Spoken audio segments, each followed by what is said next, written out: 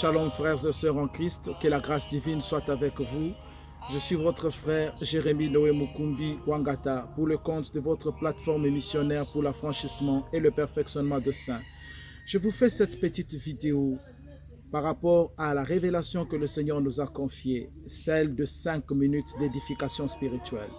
Deuxième numéro, nous sommes toujours à la montagne des prières, Palmarès des Limes, à Kimwenza, en République démocratique du Congo. Je vous fais cette vidéo. Le deuxième point que nous allons voir aujourd'hui, c'est les causes principales de l'échec du chrétien. Bien sûr, ça ne sera pas tout l'enseignement, mais on vous donne un petit aperçu. Vous aurez juste à aller sur nos pages Facebook, sur nos sites pour voir en intégralité ce message. Les causes principales de l'échec du chrétien. Vous savez, beaucoup de chrétiens vocifèrent, ils crient, j'ai l'onction, je ne peux pas échouer. Avec cette onction, je n'échouerai pas. Mais malheureusement, frère, je vous dis qu'au moins 70 à 75% des chrétiens échouent ici-bas sur la terre et n'auront pas de couronne dans le ciel. Première raison est que mauvaise compréhension de la réussite ou de l'échec. Isaïe chapitre 55, verset 8 à 9 déclare. Écoutez-moi très bien, Isaïe 55, verset 8 à 9 déclare, « Mes pensées ne sont pas vos pensées, mes voix ne sont pas vos voix. » Frères et sœurs, la manière dont toi tu vois la réussite, ce n'est pas de la même manière que Jésus voit la réussite. N'oubliez pas, sur la montagne, sur la croix de Golgotha, Jésus dit tout est accompli. Il dit j'ai achevé ma course, tout est accompli. Mais il disait tout est accompli, il était nu sur une croix, arrêté, ses disciples dispersés, mais il dit tout est accompli. Pourquoi? Parce que la lecture de Christ par rapport à la réussite de sa mission n'était pas de construire un château, n'était pas de s'acheter un bateau ou un yacht ou un avion, un jet privé, comme la plupart d'entre vous. Vous criez, vous cherchez parce que ton enfant vit aux États-Unis, en Europe, tu as réussi. Non, mon frère. La mauvaise compréhension ou appréhension de la réussite te fera échouer. Vous connaissez beaucoup de riches de ce monde, n'est-ce pas? Beaucoup de présidents qui sont milliardaires mais qui n'ont pas pu amener leur pays à la destination. C'est ça, échouer. Échouer, c'est quoi? C'est rater sa cible. Échouer, c'est quoi? C'est de ne pas accomplir la volonté de Dieu.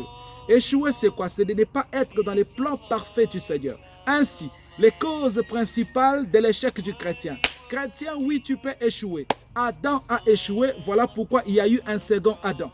Saoul a échoué, voilà pourquoi il y a eu l'homme selon le cœur de Dieu, David. As-tu échoué ou réussi? Ce n'est pas parce que tu conduis une voiture, que tu es parti en Europe, aux États-Unis, à Dubaï, en vacances, que tes enfants roulent carrosse, que tu as échoué. La mauvaise lecture de la réussite te fera croire que tu as réussi alors que tu as échoué.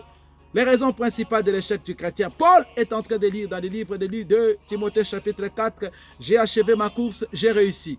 Mais il n'avait rien, emprisonné, condamné à mort, mais il dit qu'il a réussi. Pourquoi? Il a gardé sa foi, il a formé, il a fait des églises, il est allé jusqu'à Rome parce qu'il était appelé apôtre des païens. Voilà. Deuxième point, c'est le plagiat. Le fait de vivre comme l'autre, d'être un copieur, de ne pas être original te fera échouer. Tu ne seras jamais comme moi, moi je ne serai jamais comme toi. N'oubliez jamais, Dieu dit dans le livre de Jérémie au chapitre 1er, « Je t'avais conçu pour être un prophète des nations ».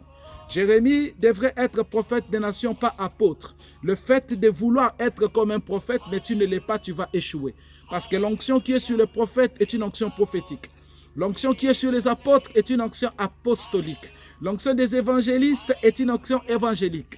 L'onction pour les présidents est une onction présidentielle. L'onction pour les affairistes est une onction d'affaires qui attire les clients. Alors, faire une chose à laquelle tu n'as pas été appelé parce que ton père, ta mère le fait, tu te conduiras à l'échec. Oui, bien-aimé, rappelez-vous de David qui a refusé de porter les armures de Saoul pour aller se battre. 1 Samuel chapitre 17, versets 37 à 39. Rappelez-vous de Gédéon à qui Dieu a dit « Va avec la force que tu as ». Juge chapitre 6, verset 14. Va avec la force que tu as. Juge chapitre 6, verset 14. Là où tu es, sache que Dieu t'aime.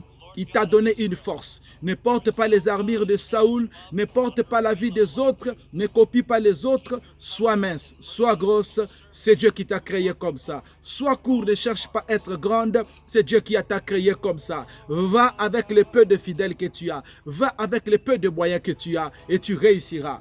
N'oubliez pas, bien-aimés dans le Seigneur, il y a plusieurs points. Entre autres, le manque de coach, le manque d'encadreur. Toutes les personnes qui ont réussi dans les Écritures ont eu de coach. Paul a eu un coach qu'on appelle Anania et il est allé à l'église d'Antioche.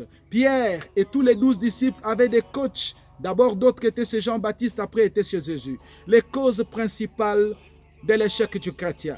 Je vous bénis aujourd'hui, je vous bénis demain. Si vous voulez la suite de cet enseignement, allez sur Facebook, allez sur nos comptes de l'Université de la foi en Jésus-Christ, plateforme missionnaire pour l'affranchissement et le perfectionnement de saints. 5 minutes d'édification spirituelle. Voilà ce que le Seigneur veut que nous fassions. C'est juste une introduction. La grâce divine est sur vous. Soyez bénis aujourd'hui, soyez bénis demain. Réussissez, n'échouez pas à suivre. Que la grâce de Dieu soit sur vous. Contactez-nous sur Facebook, Instagram. Nous sommes là pour votre édification. Soyez bénis au nom de Jésus-Christ de Nazareth. Amen.